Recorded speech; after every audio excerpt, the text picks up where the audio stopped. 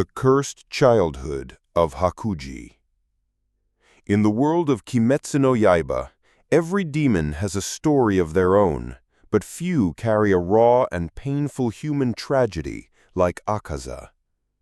Before becoming Upper Rank 3, the one with fists strong enough to crush bones, he was just a boy named Hakuji. And Hakuji's childhood had no laughter, no dreams. It was nothing but a cruel sentence where hope was strangled before it could even bloom. A child born in chains. From a young age, Hakuji never knew the warmth of a complete family. His mother died early from illness, leaving him with his frail father, whose body trembled constantly from pain. At an age when he should be going to school, Hakuji was already struggling in the slums, his hands dirty, his mind consumed with how to secure a meal or a few coins to buy medicine for his father. What other children saw as games, for him was a game of survival. He stole bread from a stall, loose change from a careless passerby, anything that could be traded for medicine. His small hands, bruised and calloused, clutched scraps as if they were treasures. But Hakuji was not greedy. He only wanted to preserve the fragile life of his fading father. The mark of a thief. But society did not forgive the desperate. Even a child thief had to endure a merciless punishment. One day, Hakuji was caught, dragged into the street. There, the officials carved onto his body the mark of a thief. Bleeding cuts seared into his flesh, not simply to punish, but to turn him into a living warning for all. From that moment on, Hakuji was no longer a child. He was a criminal, a pariah. Anyone who saw him whispered with contempt, treating him like filth. No one hired him. No one treated him as human. He was cast aside, a ghost wandering among the living. The suicide letter. But the pain did not end there. The day Hakuji returned home, he found his father hanging from the low ceiling of their shabby hut. The frail man had ended his life, leaving behind only a letter. The handwriting was shaky, blurred with tears. I don't want to be a burden on you. Hakuji, live a decent life. Seek happiness. Don't keep selling your soul for these dirty coins. But how could a child understand? How could Hakuji accept that the only person who loved him chose death over staying by his side? To him, it was not sacrifice, but abandonment. His only parent was gone, taking with him the last fragile thread of hope Hakuji clung to. A child turned demon among humans. From that day, Hakuji had no purpose, no one left to protect, no one left to love.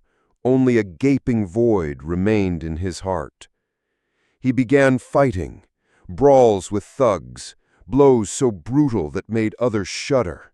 The fists once used to steal for survival became weapons spreading fear. He fought so fiercely they called him a monster. Once, in a fit of rage, Hakuji nearly beat 7 grown men to death with his bare hands. From then, his name spread, not as a boy, but as a fiend. But fate had not finished with him. It waited to strike again, sharper and more merciless. The man who stepped out of the light. Just as Hakuji sank deepest into darkness, a man appeared. His name was Keizo, a martial artist, owner of a small dojo.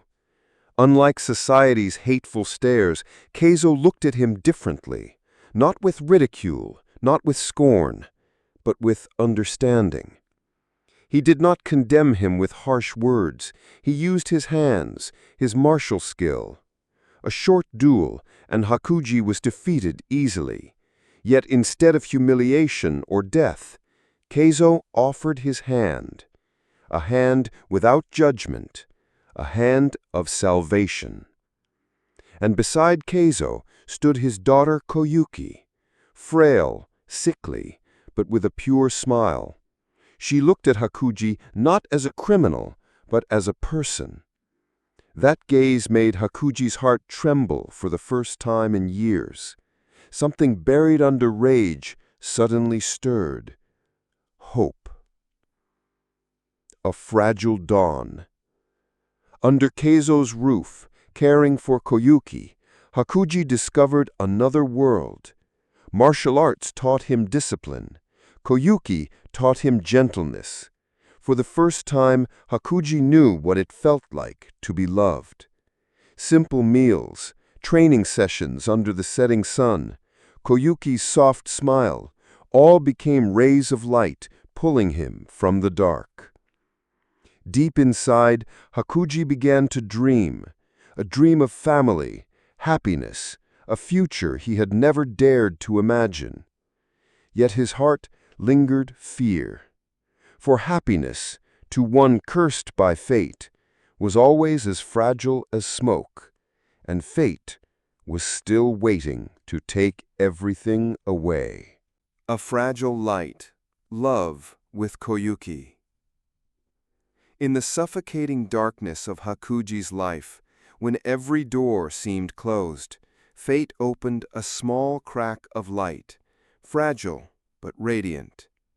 That light bore the name Koyuki, the only daughter of Master Keizo. Koyuki was frail, burdened by chronic illness, her body always pale and weak, yet in her eyes shone a strange light, gentle, kind, and resilient.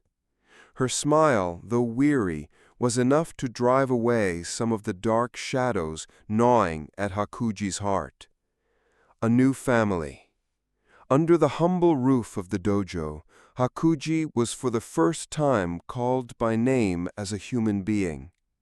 Keizo did not see him as a criminal, but as a student. Koyuki did not see the marks of guilt on his body, only a clumsy but sincere young man.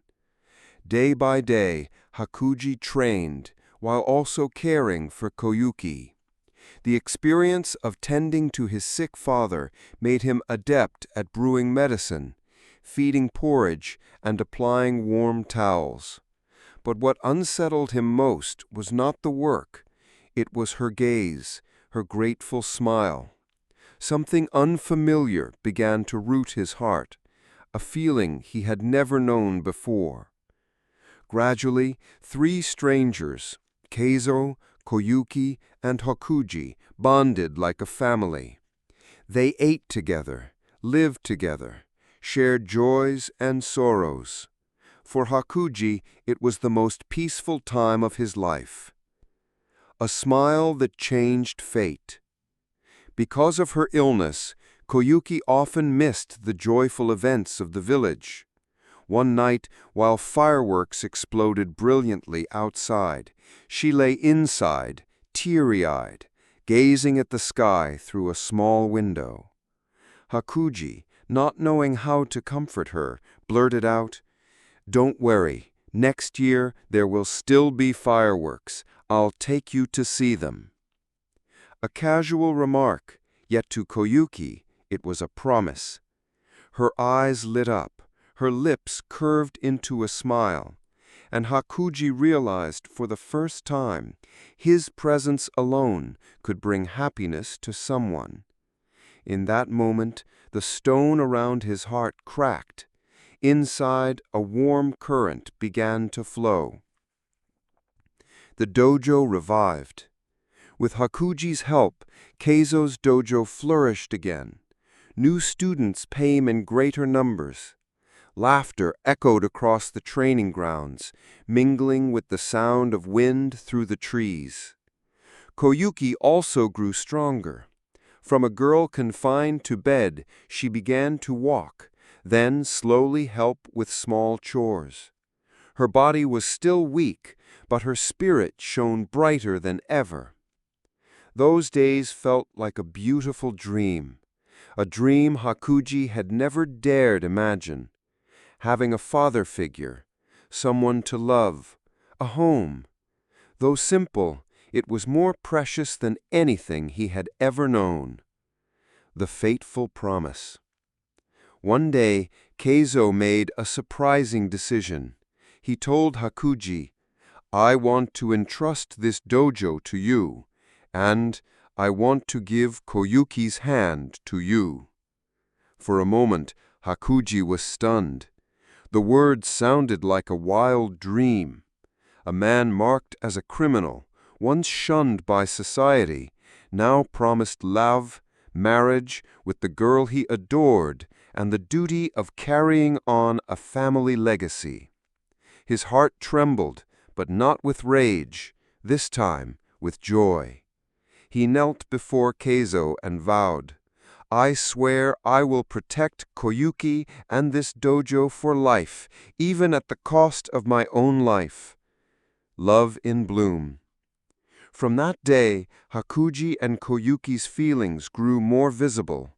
Secret glances, silent yet meaningful moments, hands brushing while cooking or watering plants. One night, under the moonlight, Koyuki asked, "Do you truly have no regrets? Father has entrusted the dojo's future to you. I am so weak. Will I only be a burden to you?" Hakuji clasped her fragile hand, his eyes firm. "Koyuki, since my father died, I had no reason to live. You gave me that reason. I swear I will never leave you." Tears fell from Koyuki's eyes, but they were tears of happiness.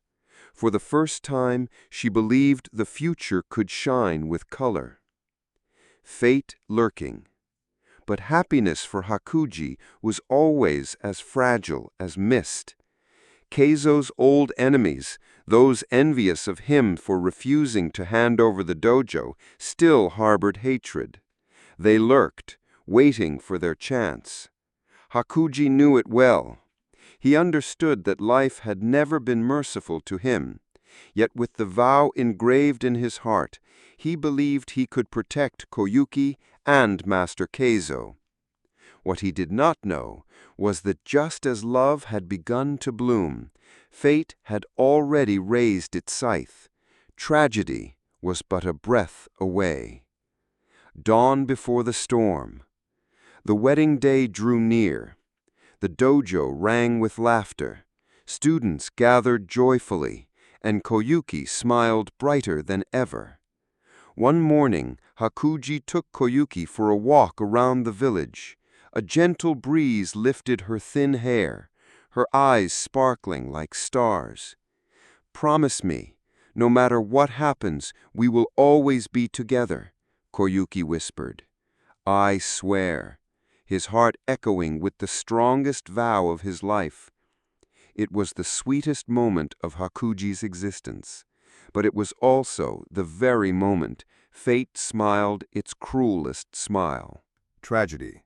The death of Keizo and Koyuki. Life had never once been merciful to Hakuji. Every time he reached for a fragment of happiness, fate tore it away, as if to remind him, the cursed have no right to dream.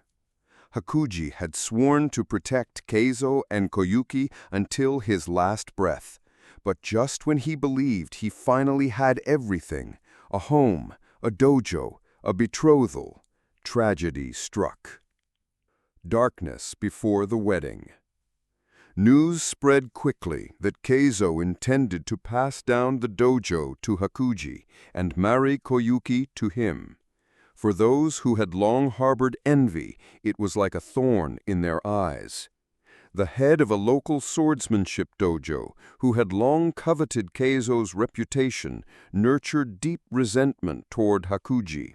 He could not accept that a criminal, a boy from the gutter, would inherit the dojo and wed Keizo's daughter. To him, it was an unforgivable disgrace. The plot began, silent, ruthless. Poison in the well.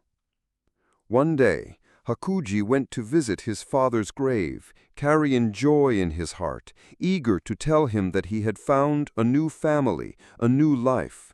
He spoke to the cold stone. "Father, I finally found a place to call home. I will marry, and I promise to live an honest life, just as you wished." But when he returned to the dojo, what awaited him was not smiles, but hell. Koyuki and Keizo had collapsed, both poisoned, their breaths fading before ceasing forever. The water in the well, the family's only source of life, had been tainted with poison. And behind it all were the enemies, those who wished to bury the dojo in blood and sorrow. A cry in the night. Hakuji fell to his knees. His eyes widened, staring at the lifeless bodies. He shook Koyuki, called Keizo's name, but only cruel silence answered. At that moment, his heart was torn apart. Everything he had sworn to protect, family, love, hope, crumbled into dust. He screamed, a howl that echoed through the dojo like the roar of a beast torn in two. Pain turned into fury, and that fury devoured the last remnants of reason. The massacre with bare hands. In his madness, Hakuji stormed the enemy dojo. With his bare hands, he killed them all. 67 lives. No swords, no weapons, only fists, only rage. They said when Hakuji struck, bodies were mangled beyond recognition. Bones shattered, blood drenched the ground, screams silenced with every blow. That night, the enemy dojo became hell on earth. And Hakuji, the boy who once dreamed of living as a human, became a demon among men. The man in the shadows. News of the massacre spread quickly. 67 people slaughtered by an 18-year-old. It was beyond comprehension. And then he appeared. A man's name needed no mention, for all trembled at it. Kibutsuji Muzan. Muzan sought out Hakuji, not to kill, but to smile. In his crimson eyes, Hakuji was no criminal, but a raw gem. A being with overwhelming potential, driven by strength and despair, Muzan craved. He said, "You have nothing left to lose. No family, no love, no humanity. Abandon it all and step into eternity. Let me give you a power no one can ever take away." And in that moment, Hakuji finally broke. He had lost everything. His father, his master, the girl he loved. What remained was only hatred. The birth of Akaza. Hakuji drank Muzan's blood, his body writhing in unbearable agony. His skin split, organs twisted, every cell burned as if aflame. And from that torment, a new demon was born, Akaza. Hakuji, the boy who once dreamed of fireworks with Koyuki, who swore to protect her with his life, was gone. In his place stood a cold, merciless demon. Yet deep inside, a fragment of memory lingered. Akaza made a rule for himself, never to consume women. Perhaps it was a faint reflection of his love for Koyuki, a shard of humanity flickering in endless darkness. The curse of love. The world knew Akaza only as the bloodthirsty upper rank 3, a harbinger of terror across battlefields. Few knew he was once Hakuji, a boy who loved with all his heart, who lived and died to protect a family. The deaths of Keizo and Koyuki not only stole his loved ones, but also buried Hakuji's soul. What remained was Akaza, fighting only to forget the pain he could never escape. Hakuji's love for Koyuki became a curse. It never disappeared, but bound him eternally, ensuring he could never touch peace. The end of a short-lived paradise. When dawn rose, its light shone upon the ruined dojo. The laughter of yesterday was gone forever.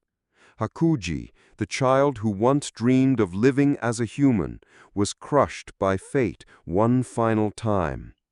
From the ashes of that dream, Akaza emerged, cold, hollow, bloodthirsty. But inside Akaza still lingered the faint image of a frail girl with a gentle smile, an image even Muzan could not erase. It was Koyuki, the ghost that would haunt him until his very last moment. The path of the demon. Akaza under Muzan. From the ashes of a fleeting dream, a demon was born. The name Hakuji vanished forever with Koyuki's smile. From that day, only Akaza remained, upper rank 3, a bloodthirsty warrior, burdened with endless hatred and a curse that could never be erased. Rebirth in darkness. When Muzan Kibutsuji's blood coursed through Hakuji's body, every cell was torn apart. His organs burned, his blood boiled, his flesh ripped and regenerated. It was not salvation, it was a nightmare. But even through pain beyond human endurance, Hakuji did not scream, for his soul had already died long before. When the transformation ended, he was no longer human. The name Hakuji was buried beneath the skin of a fiend, and a new name was born, Akaza. Muzan looked upon him with approval. Among his demonic underlings, Akaza was different, not because of overwhelming strength at the start, but because he possessed something Muzan coveted above all else, absolute despair. A fanatic for strength. From the very moment he became a demon, Akaza stood apart. He did not kill meaninglessly. Each battle was like a thirst, not for blood, for strength. He was obsessed with becoming stronger. Every opponent was an opportunity to train, to reach a power he believed could make up for everything he had lost. Yet even in his fanatic pursuit, Akaza clung to a strange rule. He never consumed women. To others, it was weakness, but to Akaza, it was a boundary even Muzan could not erase. Deep in his subconscious, the shadow of Koyuki still remained, binding him with invisible chains. Upper rank 3. Through centuries of slaughter, Akaza quickly rose to the rank of upper rank 3, one of Muzan's strongest demons. To the weak he paid no mind, but to the strong he showed a peculiar respect.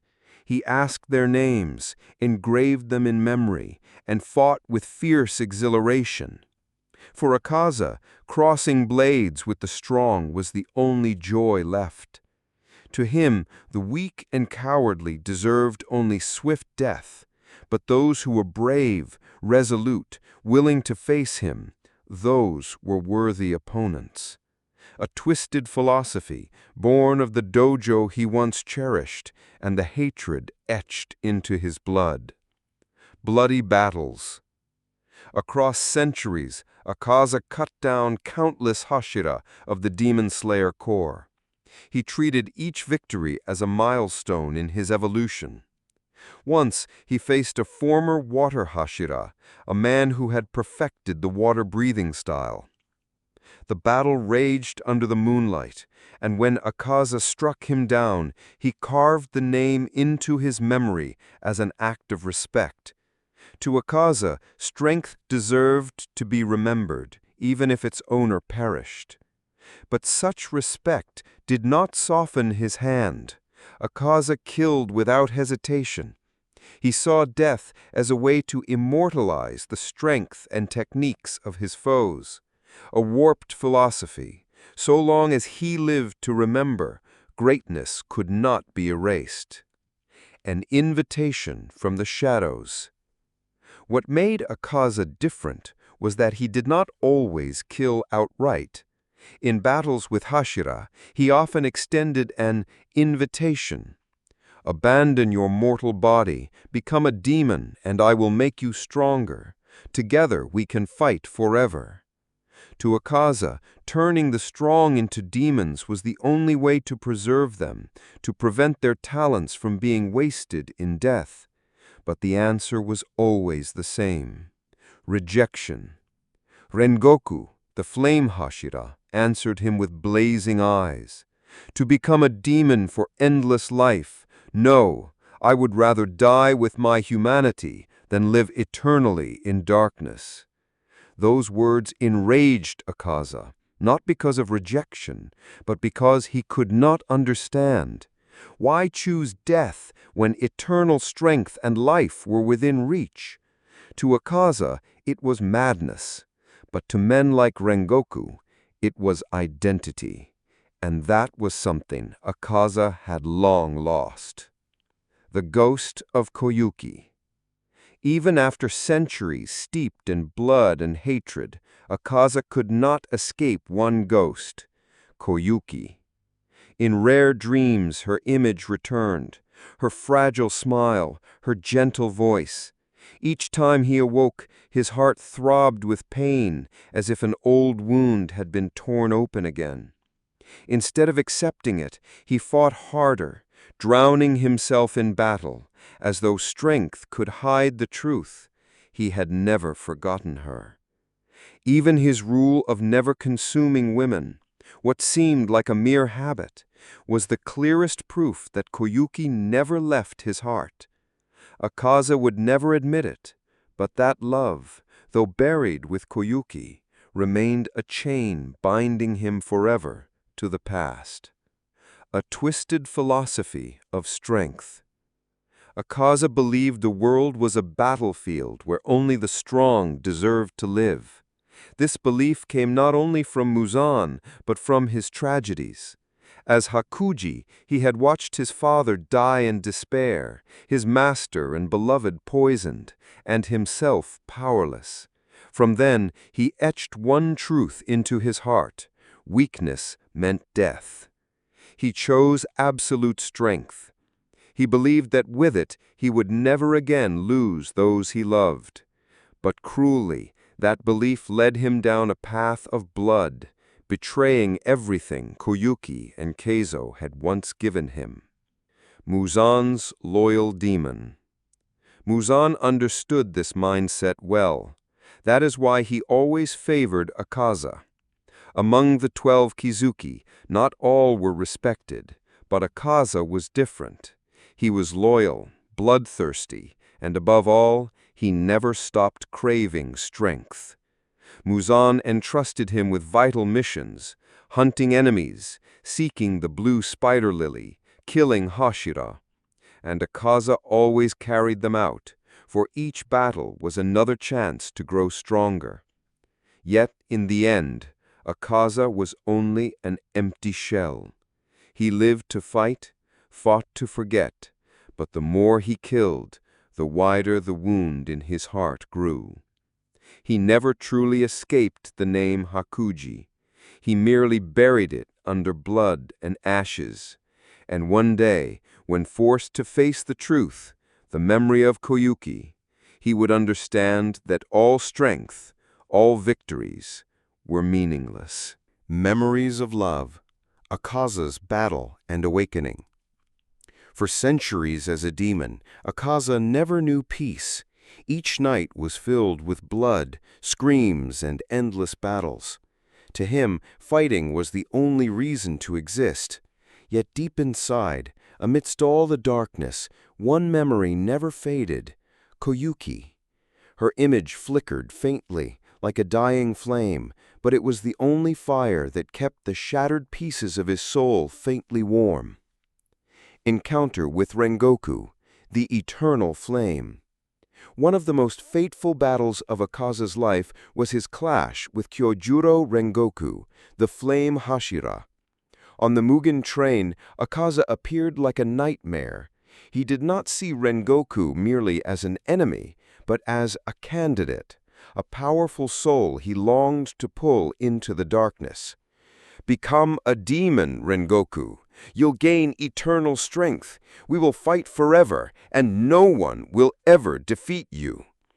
It was not just temptation, it was Akaza's warped desire. He believed that by turning Rengoku into a demon, he could preserve that flame forever. But Rengoku smiled, his eyes blazing in the night. "I live and I will die as a human. That is true glory." That refusal stabbed straight into Akaza's heart.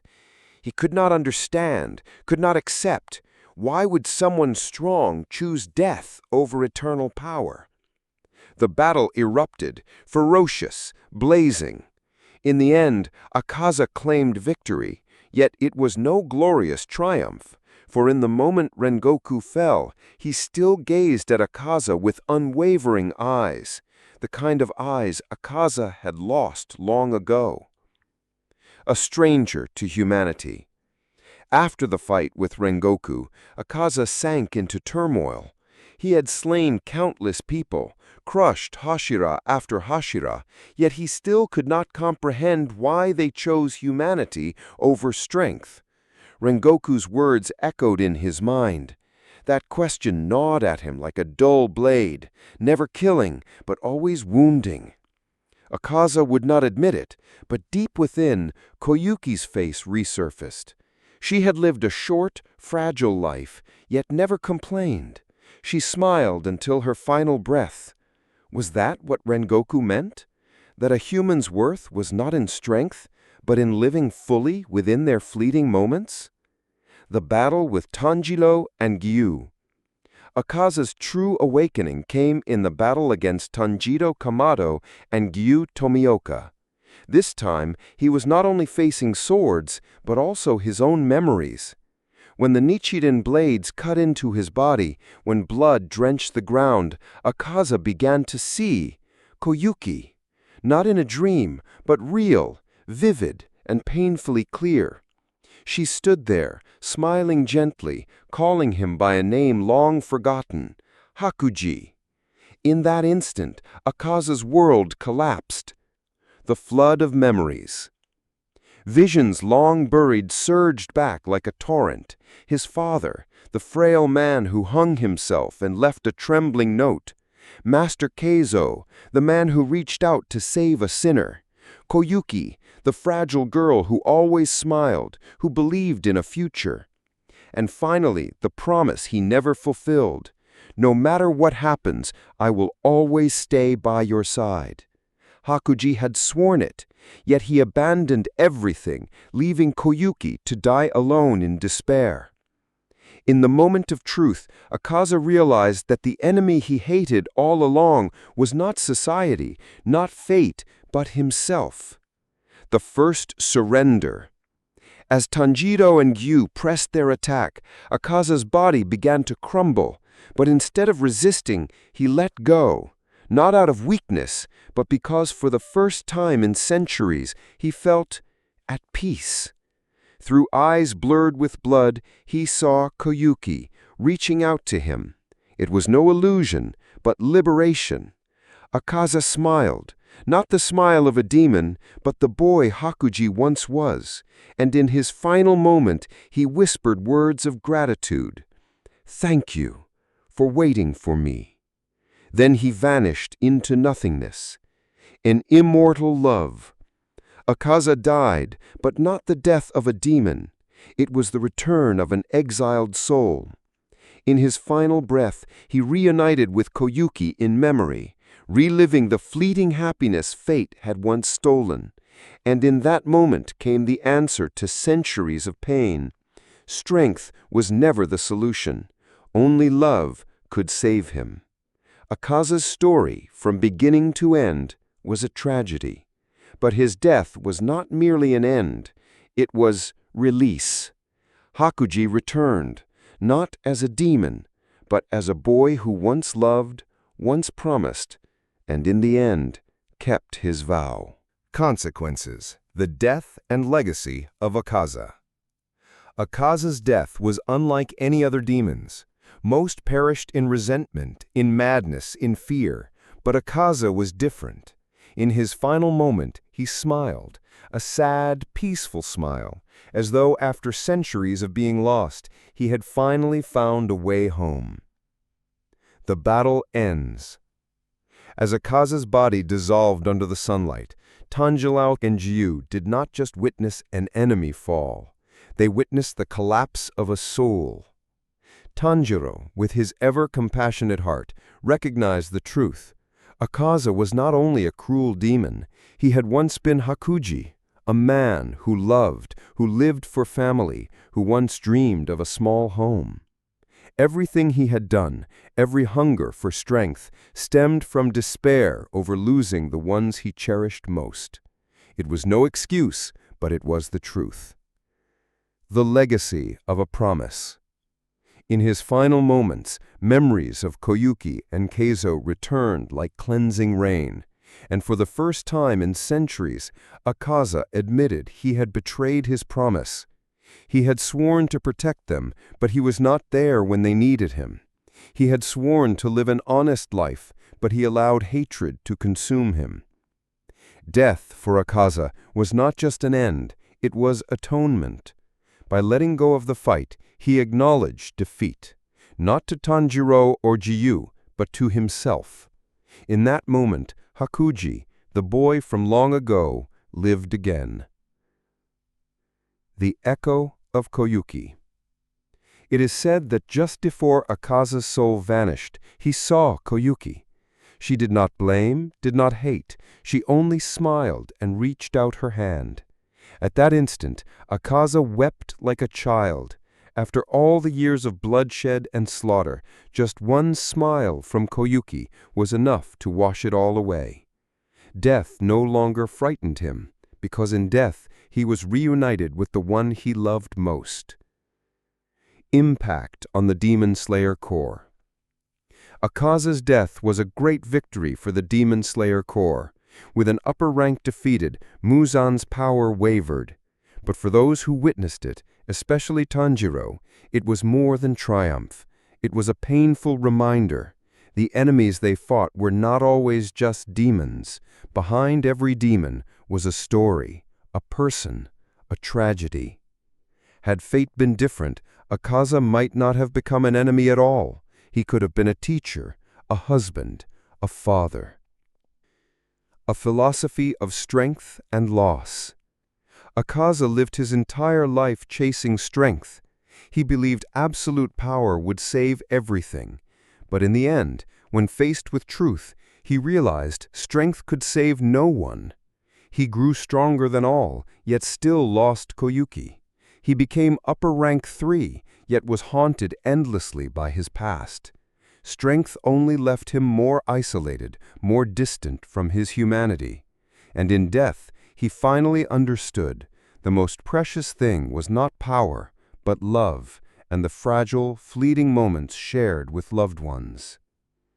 The legacy left behind. Akaza was gone, but his legacy remained. To Tanjiro, he was proof of a harsh truth. Humans can become demons, but demons still carry traces of humanity.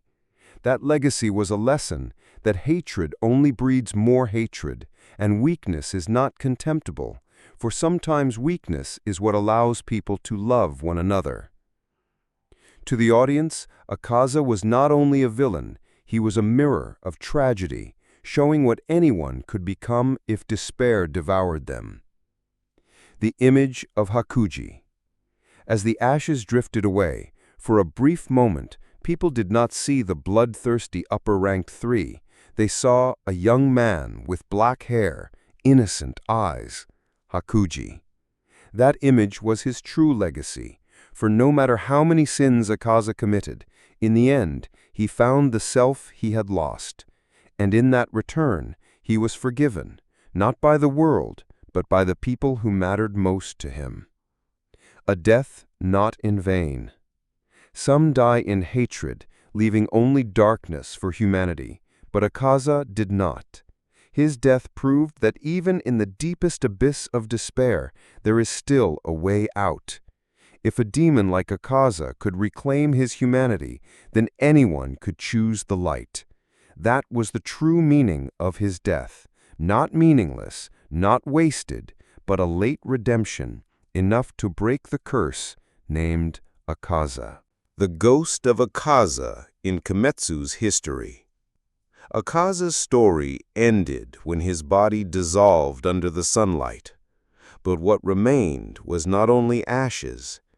Behind that death lingered a ghost wandering through the history of Kimetsu no Yaiba. The ghost of an unfulfilled love, of a cursed soul, and of questions that never found answers. Was he truly a demon, or only a victim? When people spoke of Akaza, they remembered the image of a ruthless warrior, the one who slew countless Hashira, spreading blood and terror across battlefields. But looking deeper, he was not only a demon. He was Hakuji, a child abandoned by society, who lost his father, lost his love, driven into a corner. It was humanity, not demons, that pushed Hakuji into despair. Muzan was merely the last to arrive and harvest a broken soul. So was Akaza truly a demon, or only another victim of cruelty named fate? The curse of love. What set Akaza apart from other demons was the rule he gave himself. He never consumed women. That rule did not come from mercy, but from a sealed memory, Koyuki. Even though he forgot her name, forgot her face, deep within his subconscious he preserved enough humanity to resist his killing instinct. Perhaps it was the clearest proof of love's immortality. Even as a demon, even after centuries drowning in blood and hatred, Koyuki's memory could not be erased. It haunted Akaza, becoming a bittersweet curse that imprisoned him for eternity. Strength or weakness. In Muzan's eyes, Akaza was the perfect warrior, loyal, bloodthirsty, obsessed with strength. But in his final moments, Akaza proved that everything he chased was only escape. He threw himself into battles not to win, but to forget. To forget that he was once Hakuji, that he once promised Koyuki he would protect her. Every punch, every death he caused was only a way to fill a void that could never be filled. And when memory returned, when Koyuki's face appeared in the mist of recollection, Akaza understood he was never strong. He was only weak, fleeing from a truth too painful to face. Death or liberation. For many, Akaza's death was a victory. An upper rank had fallen. The balance tilted toward the demon slayer core. But from another perspective, that death was liberation. For only in death did Akaza reunite with Koyuki. Only in death was Hakuji reborn, not as a demon under Muzan's control, but as a boy who once loved, who once sacrificed. One could say Akaza did not fall to Tanjiro and Gyu's blades. He fell to himself, and that very defeat saved him. The lesson left behind. Akaza's story was not merely a personal tragedy. It reflected a greater truth. Demons are not only born from darkness, but from despair. Akaza showed that humans may fall not because of evil, but because they are stripped of too much, left with no reason to go on. And when that happens, all it takes is a hand like Muzan's to pull them down. It was a bitter lesson. If society is cruel, if people turn their backs, anyone could become their own Akaza. The remaining ghost. After Akaza's death, those who knew his story would forever be haunted. Tanjiro, with his compassionate heart, did not see him as a demon, but as a man who lost his way. In the history of Kimetsu no Yaiba, Akaza would always remain a paradox, a bloodthirsty demon, yet also proof of love's eternal power. His ghost did not vanish with his ashes, but lingered in the memories of the living as an unanswered question. If Hakuji had never lost Koyuki, would Akaza have ever existed? An open ending. Akaza's story closed, but it did not bring complete satisfaction. It left a void, an echo that lingers. For Akaza was not just another villain destroyed. He was proof of human fragility, of love's eternal power, and of the truth that sometimes the most dangerous enemy is not the demon outside, but despair within. When people remembered him, they would recall a man who died under the sun. But deep in memory, the true image that remained was of a young boy holding the hand of the girl he loved, smiling on a night of fireworks they once promised to see together.